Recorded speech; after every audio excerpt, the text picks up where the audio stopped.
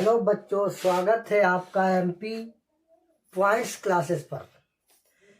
ठीक है बेटा, हम लोग क्लास 12 की भौतिक विज्ञान में अभी चैप्टर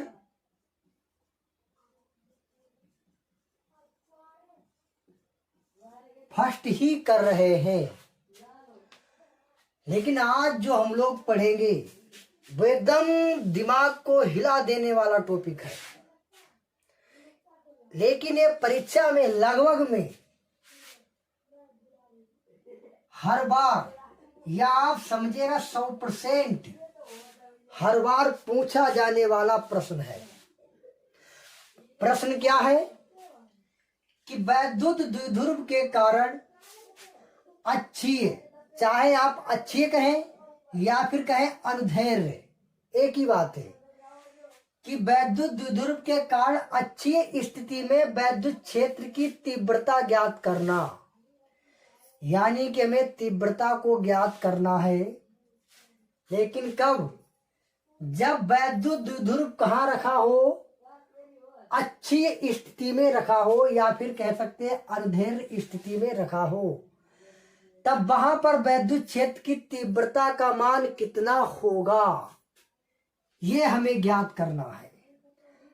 अब इससे पहले कि हम आप लोगों को परिचित करा दें वैद्युत द्विध्रुव से कि वैद्युत द्विध्रुव क्या होता है, कल हमने आपको समझाया था वैद्युत द्विध्रुव आघूर्ण। जो वैद्युत द्विध्रुव आघूर्ण किस प्रकार बेटा हुआ करता था, यानी ये कोई एक बिंदु लिया करते थे हम, यहां पर मान लिया ए बिंदु और यहां पर बी बिंदु, और ए बिंदु पर हम लोग लेते थे प्लस क्यू और बी बिंदु पर हम लोग लेते थे माइनस का क्यू। ये बात समझ में आ रही नहीं बेटा? यहां पर प्लस क्यू, यहां पर माइनस क्यू लिया करते थे, और इन दोनों आवेशों के बीच की जो दूरी थी वो 12 थी। ठीक नहीं थी? बताइए बेटा। बिल्कुल थी। इसके पीछे वाले वीडियो में आप देखिएगा। और इसका फार्मूला निकल के आता था वेक्टर P बराबर Q गुणे 2L। था कि नहीं था? बताइए। था। और इसी को हम लोग कहते थे वैद्युत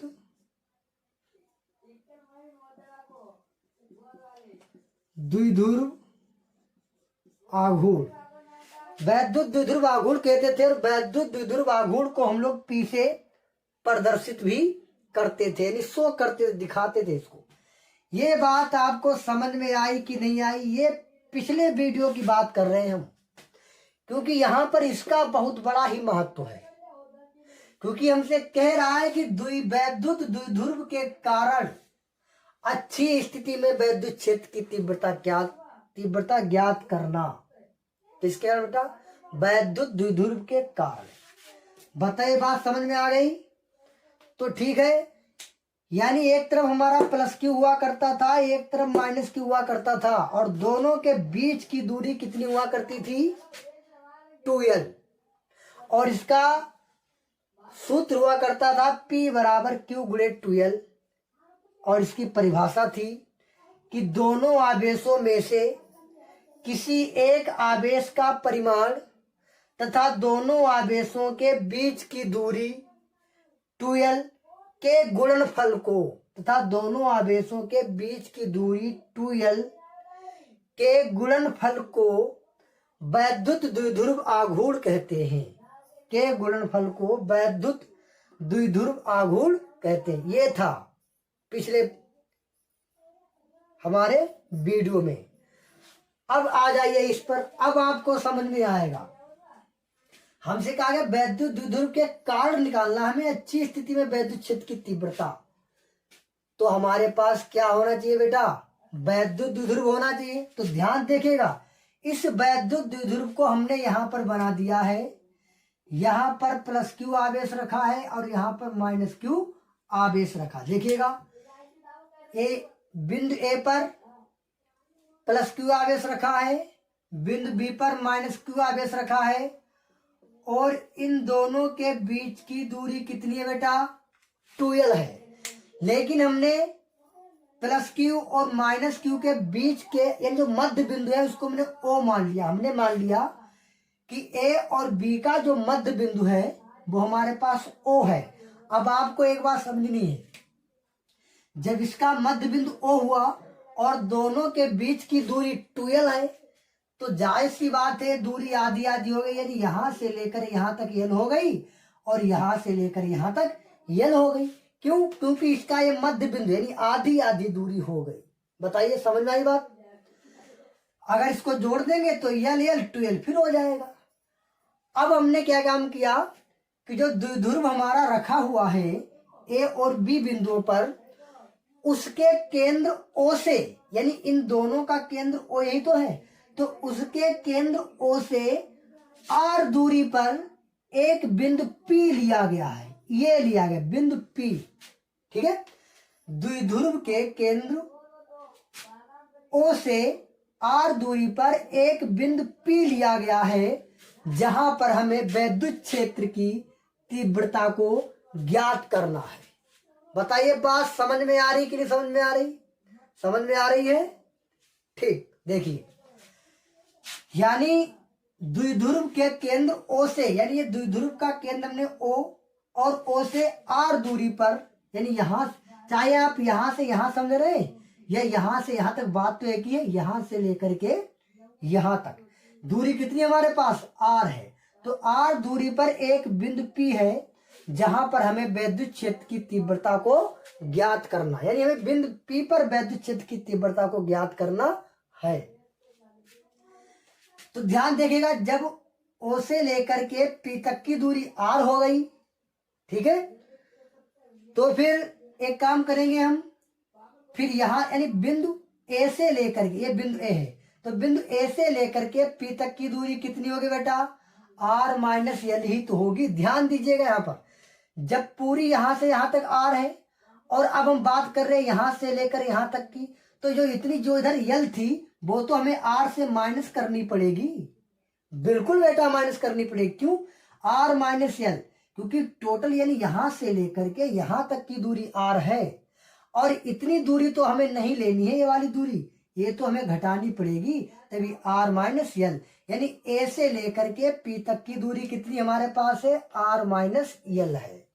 इतनी बात समझ में आई नहीं समझ में आई? अब बात करते हैं बी से लेकर के पी तक की दूरी की, बी से लेकर के पी तक की। तो ध्यान दीजिएगा, यानी पी से लेकर के और ओ तक की दूरी बेटा कितनी हमारे पास है? आर है। देखिएगा, पी से लेकर के ओ तक की दूरी, पी से लेकर के ओ तक की दूरी हमारे पास कितनी बेटा है? आर है कि नहीं है? और इसमें इतनी दूरी हमारी और जुड़ जाएगी, ये वाली यल, क्योंकि यल दूरी और तो भी है। ध्यान देखिए, यहां पर ध्यान समझिएगा, यहां से लेकर के यहां तक की दूरी आर है और फिर यहां से यहां तक की यल है, तो हमें तो टोटल यहां से यहां तक चाहिए, तो यहां से लेकर के यहां तक की दूरी कितनी? आर प्लस यल हो जाएगी, क्योंकि यहां तक की आर और फिर इसमें यल और जुड़ गए तो आर प्लस यल। बताइए आपको इतनी बात समझ में आई कि नहीं समझ में आई? बिल्कुल ही समझ में आई होगी। अब हम इसको मिटा दे रहे हैं क्योंकि हमने आपको केवल समझाने के लिए, आपको एक चित्र बहुत ही कठिन लग रहा होगा। एक बार फिर से हम रिपीट कर दे, कुछ भी कठिन नहीं है। आपको वैद्युत द्विध्रुव के कारण पूछा गया है तो आप पहले वैद्युत द्विध्रुव बनाइए, बना दिया, उसका एक केंद्र मानिए, दूरी को बांट दिया आधा आधा, फिर केंद्र से आर दूरी पर एक बिंदु पी ले लीजिएगा, बिंदु पी, फिर दूरी इसकी तय कर दो यहां से, तब ये ए और पी तक की दूरी बचेगी आर माइनस यल और पी और बी तक की दूरी आर प्लस यल। अब ध्यान देखिए, अब इसको मिटा दे रहे हैं, इसको हम मिटा देंगे।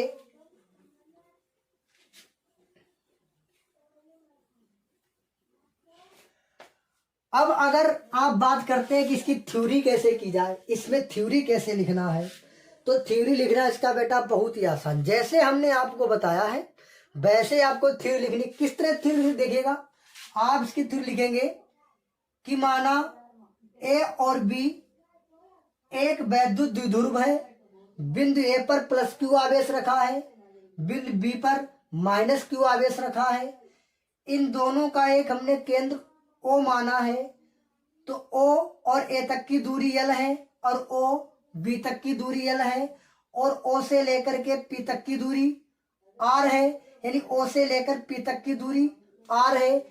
जहां जो बिंदु हमारा P है, तो बिंदु P पर हमें विद्युत क्षेत्र की तीव्रता ज्ञात करनी है। बस ऐसे आपको थ्योरी इसकी लिखनी है। मतलब जो चित्र में तुम्हें दिख रहा है कि यहाँ पर क्या है, कितनी दूरी है, ये आपकी थ्योरी हो जाएगी। अब इसके बाद बात करते हैं इसके डेरिवेशन की, कि इसको सोल्व कैसे किया जाए। इसको सोल्व कैसे किया जाए, तो सोल्व करने के लिए तरीका आप यहां से लिख भी सकते हैं। कैसे? हमें विद्युत क्षेत्र की तीव्रता ज्ञात करनी है। हमारा मेन टारगेट क्या है बेटा, कि हमें इस बिंदु P पर में विद्युत क्षेत्र की तीव्रता ज्ञात करनी है।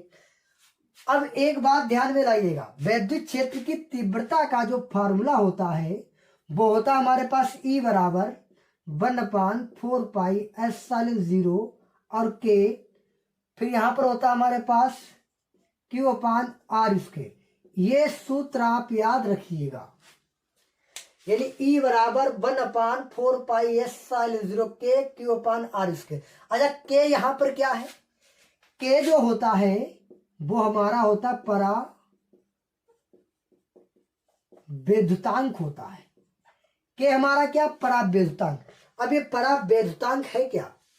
परावैद्युतांक का मतलब है कि इसमें जो वैद्युत द्विध्रुव है वो K परावैद्युतांक में रखा हुआ है, यानी वैद्युत द्विध्रुव जो है हमारा वो K परावैद्युतांक में रखा हुआ है, तभी यहां पर K लगेगा। और 1/4 पाई S0 इसकी वैल्यू आप जानते हैं फिक्स है, यही वैल्यू कूलाम के नियम में भी रखी गई। अब ध्यान देखिएगा, हमें बिंदु P पर तीव्रता निकालनी है, तो सबसे पहले तीव्रता किसके कारण निकालेंगे? +Q। आप देखिए, पहले +Q आवेश के कारण तीव्रता निकालेंगे बिंदु P पर, फिर -Q आवेश के कारण निकालेंगे तीव्रता बिंदु P पर, उसके बाद में +Q और -Q दोनों के कारण कितनी तीव्रता लग रही है बिंदु P पर, बस फिर वही हमारा आंसर हो जाएगा। तो ध्यान दीजिएगा, यहां से तुम्हारे सोल्व हो रहा है क्वेश्चन। ये चित्र आपको इसके सॉल्यूशन में बनाना है जब आप क्वेश्चन को हल करना है। तो यहां पर लिखेंगे पहले +Q आवेश के कारण, +Q आवेश के कारण बिंदु P पर वैद्युत क्षेत्र की तीव्रता, वैद्युत क्षेत्र की तीव्रता। ध्यान से पढ़िए, आगे बहुत मजा आएगा आपको, निश्चित ही, पक्का। मैं आपको समझा दूंगा, आप हम पर भरोसा कीजिएगा, मैं आपको समझाऊंगा एक एक पॉइंट। और ये परीक्षा में 100% आने वाला क्वेश्चन है, 100%। आप ध्यान से समझिएगा, मैं आपको समझाऊंगा। तो क्या कर रहे हैं, पहले +Q आवेश के कारण बिंदु P पर वैद्युत क्षेत्र की तीव्रता निकालें। किसके कारण बेटा? ये जो +Q जो है इसके कारण कितनी तीव्रता लग रही बिंदु P पर, वो निकालेंगे। तो ध्यान दीजिएगा, यहां पर E लिख लेंगे, और E की वैल्यू चाहे आप वेक्टर लगाकर भी लिख दो, दिक्कत कुछ भी नहीं है, चाहे आप वेक्टर लगा लो। क्या ज्ञात करें? E का मतलब यहाँ पर क्या है? तीव्रता। तो हमें तीव्रता तो ज्ञात करनी है, और किसके कारण? +Q के कारण। तो एक काम करिएगा कि +Q रखा कहां पर है? बिंदु A पर रखा है, तो यहाँ पर A लिख देंगे ताकि हमें दिख जाए कि बिंदु A पर निकल रही है तीव्रता, यानी बिंदु A पर +Q आवेश जो रखा हुआ है उसके कारण बिंदु P पर तीव्रता ज्ञात करनी है। बराबर क्या हो जाएगा? 1/4 पाई S0 K, ये तो रहेगा ही भैया, बता हमने फॉर्मूला ये है ना, E बराबर 1/4 पाई S0 K, ये तो हमारे पास रहेगा ही। अब क्या बात कर रहा है ये? Q/R² होता, तो यहां पर भी हमारे पास +Q ही है, अगर कुछ और होता बदल देते, लेकिन यहां पर सूत्र में Q है, यहां पर भी Q है, तो Q अब बटे में क्या? R²। अब यहीं पर आपको समझना, ध्यान दीजिएगा, A पर रखा +Q, A और P के बीच की दूरी कितनी बेटा है? R - L है, ना कि R है। हमारी बात समझे कि नहीं समझ रहे? A और P, हमें A पर जो +Q आवेश रखा है तो A और P के बीच की तीव्रता निकालनी है।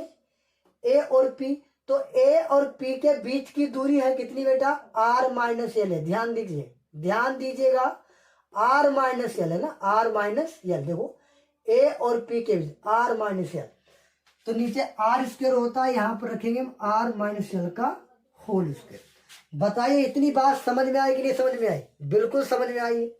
अब हमने प्लस क्यू के कारण तो निकाल दी, अब माइनस क्यू के कारण, तो यहां लिखेंगे माइनस क्यू आवेश के कारण बिंदु P पर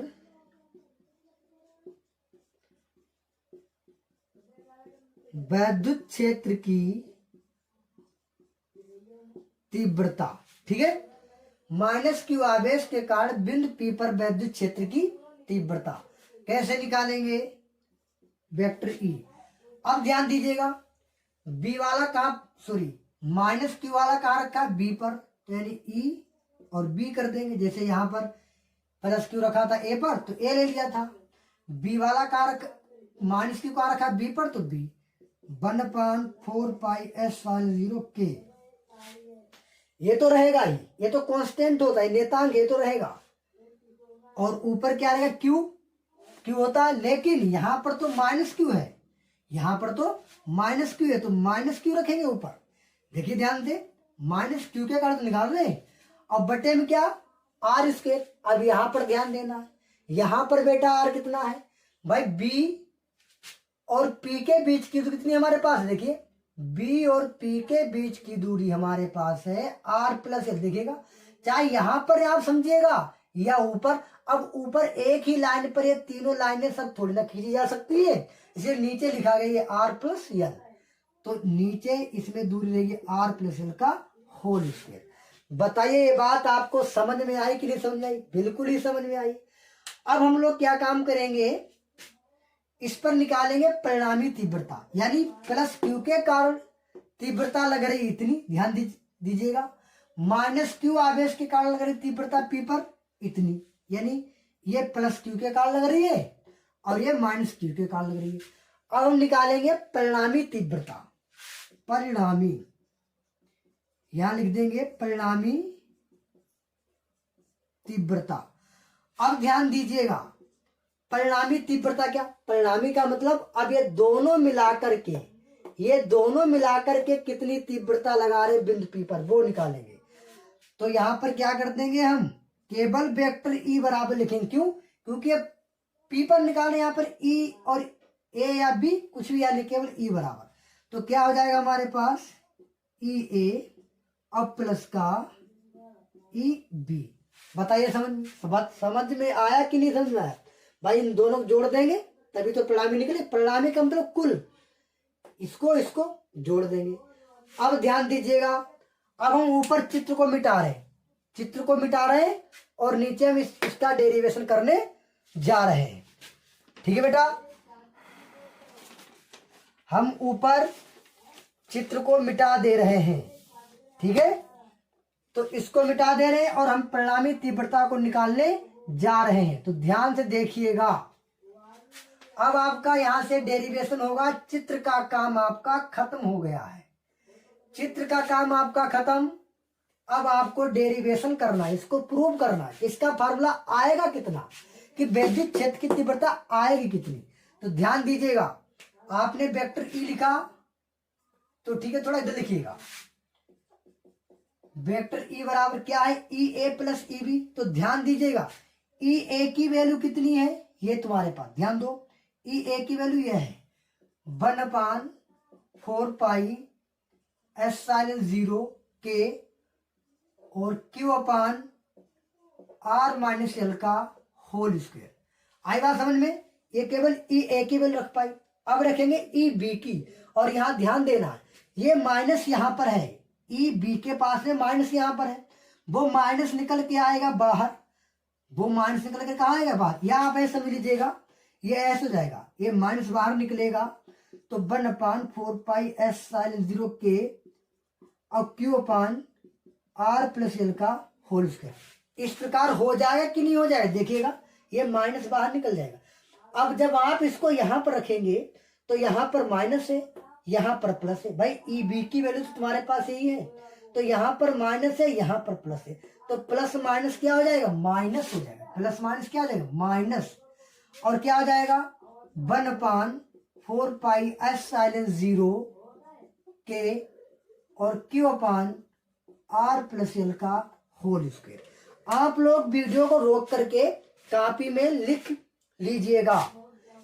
हालांकि उसे मिटा दे रहे हैं, लेकिन आप वीडियो को रोक करके अपने कॉपी में नोट कर लीजिएगा, उसके बाद में आगे बढ़िएगा, तब थोड़ी ना मिट जाएगा। तो डिवाइडर दोनों की वैल्यू पुट कर दी। अब पुट करने के बाद इसको हम क्या करेंगे, इसको अब हम सोल्व करेंगे। कैसे सोल्व करेंगे, ध्यान दीजिएगा, कैसे सोल्व करेंगे। वेक्टर ई बराबर, ध्यान दो, 1/4 पाई एस साइन 0 के, 1/4 पाई एस साइन के और Q, मतलब यह चीज दोनों में है। जब यह चीज दोनों में है तो उसको हम लोग कॉमन ले लेंगे। तो क्या कॉमन लेंगे बेटा, देखो Q यहाँ पर, Q यहाँ, Q भी मिल गया, और साथ ही साथ में हमें क्या मिला, और ये 4 पाई एस साइन 0 के भी कॉमन मिल गया। तो बचा क्या हमारा अंदर, यहाँ पर तो कुछ नहीं बचा ऊपर, क्योंकि Q था वो तो बाहर निकल गया, और नीचे 4 पाई से ये भी बाहर निकल गया। तो बचा कितना यहाँ पर, R-L का होल स्क्वायर, ये बचा। बताइए बचा कि नहीं बचा, बिल्कुल बचा, -1/, यहां से भी Q और 1/4 पाई एस साइन 0 के ये भी कॉमन चला गया, तो 1/R+L का होल स्क्वायर, यहां पर भी ये बच गया। अब ध्यान दीजिएगा, यहां पर वेक्टर ई बराबर Q/4 पाई एस साइन 0 के, ये तो ऐसे चलेगा। यहां पर बीच में बेटा हमारा चिन्ह कैसा लगा है, माइनस का। तो हम लोग जानते हैं कि ये दोनों आपस में क्या हो रहे हैं, घट रहे हैं। और जब कोई भी नंबर या कोई भी संख्या अगर घट रही है तो उसके हर बराबर होने चाहिए, तभी वह संख्या घट पाएगी या फिर जुड़ पाएगी। ठीक है, तो यहां पर घट रही है, तो इसका मतलब क्या हुआ कि इन दोनों के हर बराबर होने चाहिए, लेकिन इनके तो हर बराबर है नहीं। क्यों, क्योंकि यहां पर R+L है और यहां पर R-L है। तो जब इनके हर बराबर नहीं है, तो आपने सीखा था पहले ही, तो इसकी हमें कैंची गुणा करनी पड़ेगी, यानी क्रॉस गुणा करनी पड़ेगी। अगर ये बराबर नहीं है तो हमें क्रॉस गुणा करनी पड़ेगी। तो करिएगा बेटा ये किससे, तो यहां हो जाएगा हमारे पास R+L का होल स्क्वायर, बीच में माइनस है तो माइनस लगा देंगे। अब इसकी गुणा कर देंगे 1 से, तो हो जाएगा R और -L का होल स्क्वायर, बटे में इन दोनों की भी गुणा होगी, बटे में इन दोनों की भी गुणा होगी। जानते नहीं जानते, यहां पर बता दे, एक बात देख लीजिएगा, अगर 1/3 और माइनस का 1/2 लिखा हो तो आप इसको कैसे घटाएंगे, क्या डायरेक्टली घट जाएगा, नहीं घटेगा, क्योंकि इनके ऊपर होता अंश, नीचे होता हर, क्योंकि जब तक इनके हर बराबर नहीं होंगे तब तक आप इसको नहीं घटा सकते। तो आप तरीका क्या अपनाएंगे, 2 की गुणा करेंगे, 2 × 2, अब बीच मान लगाए 3 गुणा करेंगे, 3 × 3, और नीचे 3 दूनी 6। अब 2 से 3 नहीं घटेगा, 3 से 2 घटाओगे तो 3 से 2 जाएगा कितना, जब माइनस का 1/6, ये आ जाएगा तुम्हारा आंसर।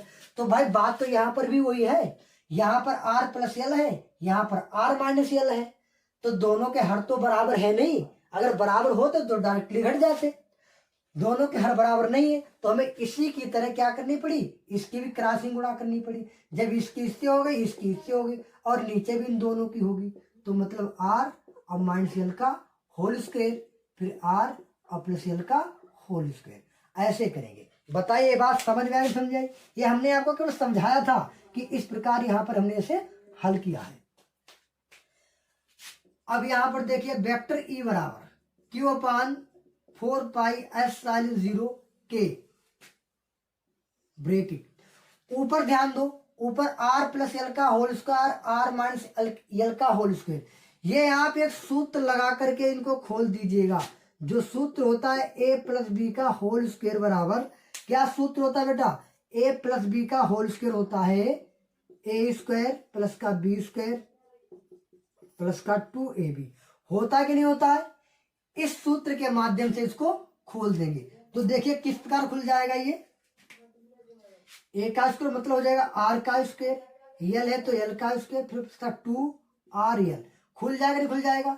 अब बीच में माइनस लगा तो माइनस लगाएंगे, अगला भी इसी तरह खोलेंगे, फर्क क्या पड़ जाएगा, यहाँ पर प्लस है यहाँ माइनस हो जाएगा, तो केवल यहाँ पर माइनस हो जाता है।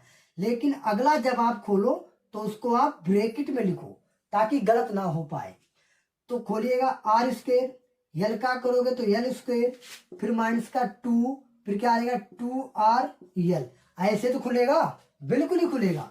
और बटे में ध्यान दीजिएगा, ये R माइनस यल और ये R प्लस यल, ये यहाँ पर कितना हमारे पास है R माइनस यल और R प्लस यल। तो एक बात देखिएगा, यहाँ पर ये आपको हम अलग समझा रहे हैं, ठीक है, ये हम आपको अलग समझा रहे हैं ताकि आपको अच्छी तरह समझ में आ जाए। यानी हमारे पास ये लिखा नीचे R माइनस यल का होल स्क्वायर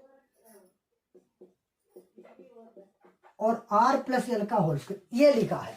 अच्छा, अब एक बात देखिएगा, यानी R माइनस यल का होल स्क्वायर और R प्लस यल का होल स्क्वायर। एक बात देखिएगा, अगर थोड़ी देर के लिए आप मान लीजिएगा, अगर ये स्क्वायर हटा दे, मान लो अगर स्क्वायर हटा दे तो आपको दिख रहा है कि एक बार माइनस में और एक बार प्लस में।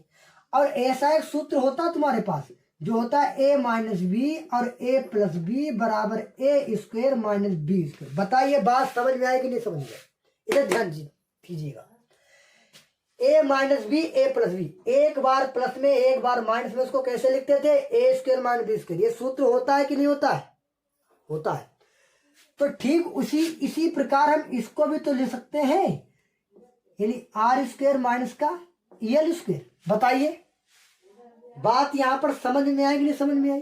यानी a माइनस बी और a प्लस बी बराबर a square minus B square होता है।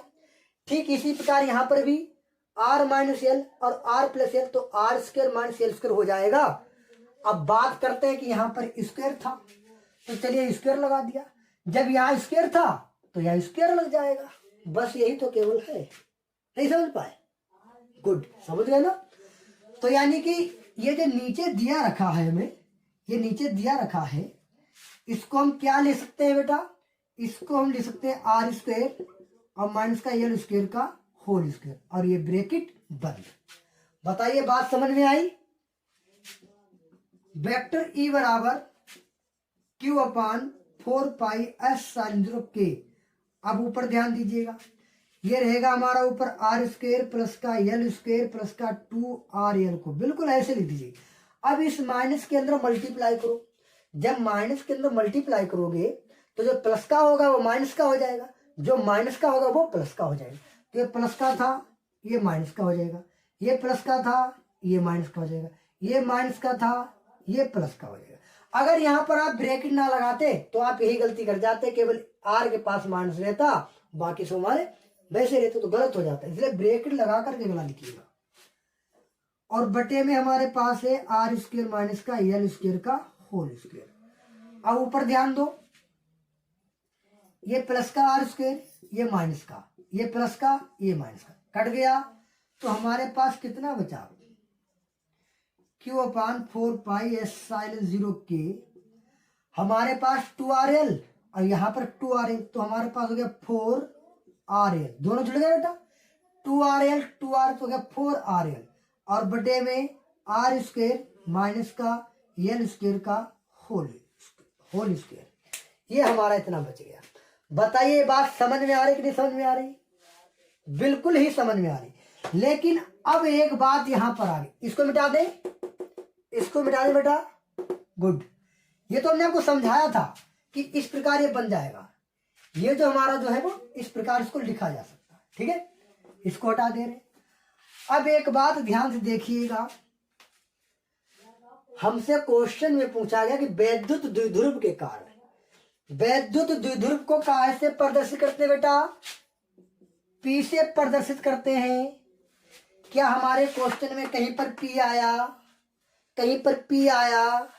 नहीं आया ना।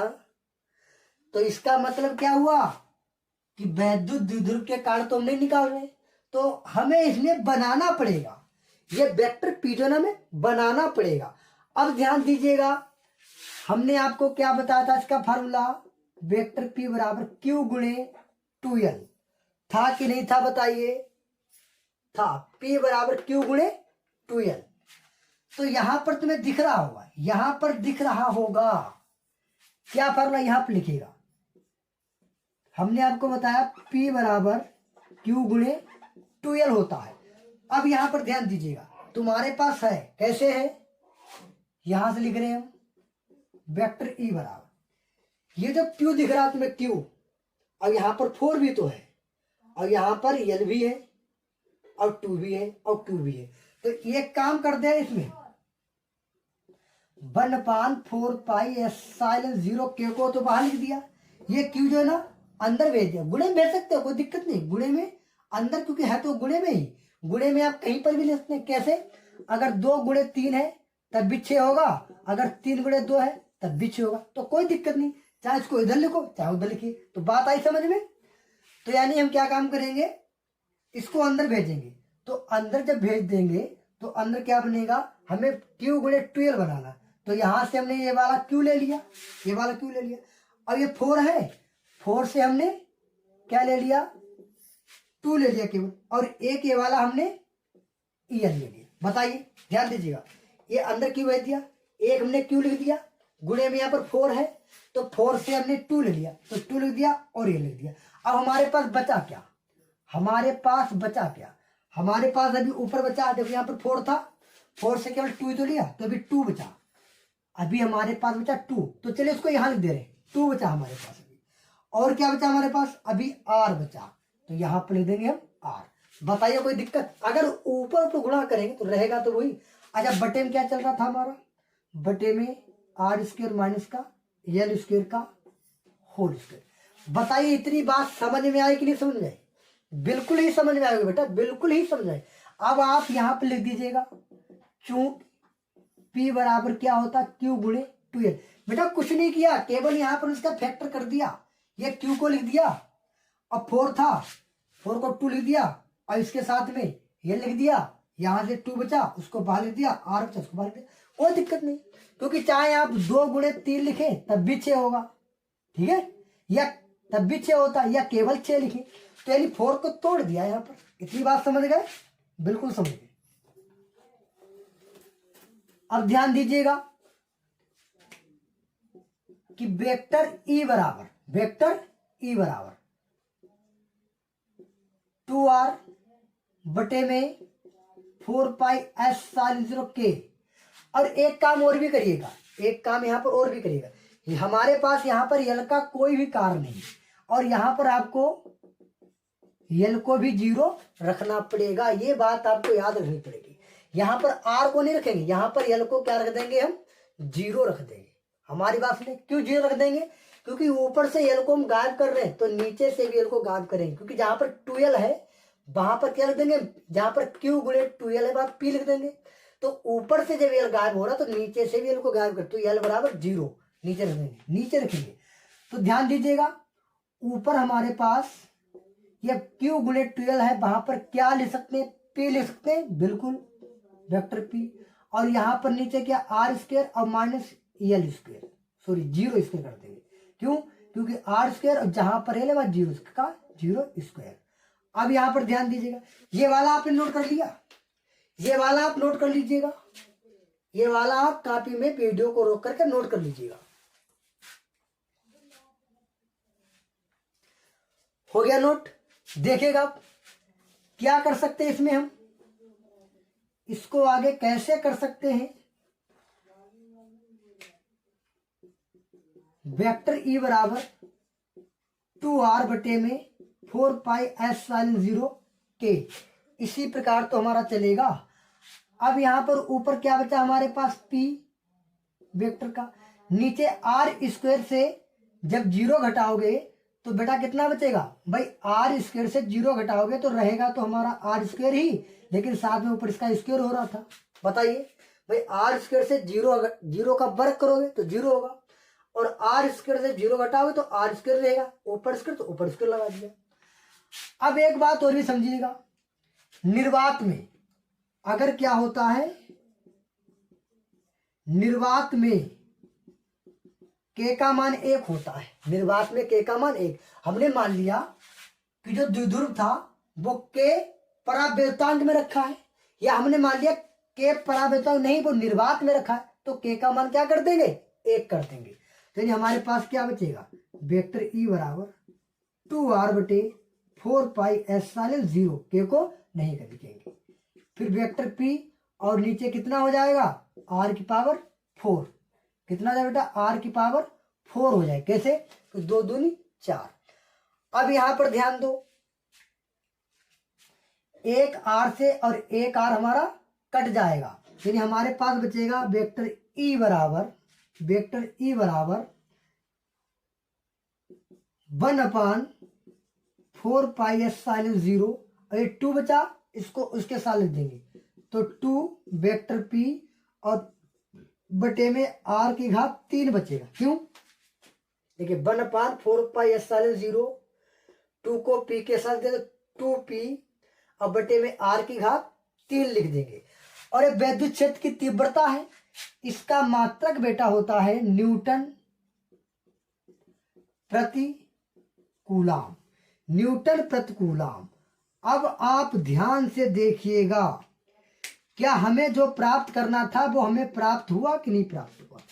विद्युत क्षेत्र की तीव्रता का फार्मूला अच्छी स्थिति में वेक्टर ई बराबर 1/4πε0 2 वेक्टर पी बटे आर क्यू न्यूटन प्रति कूलाम ही होता है, और यही हमें निकालना था, वो हमने आपको निकाल करके दिखा दिया है। और मैं उम्मीद कर रहा हूं कि आप लोगों को ये वीडियो बहुत ही पसंद आया होगा।